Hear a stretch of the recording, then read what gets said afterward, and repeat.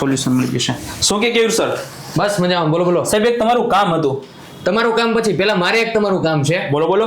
Sir, CC ની પરીક્ષાના અત્યારે ફોર્મ ભરવાના શરૂ છે. હા સાહેબ, ઘણા બધા વિદ્યાર્થીઓ તો ફોર્મ ભરી દીધા છે. તો વિદ્યાર્થીઓને એમાંથી પરીક્ષાની તૈયારી કેવી રીતે કરવી એના ઘણા બધા પ્રશ્નો ઉદ્ભવે છે.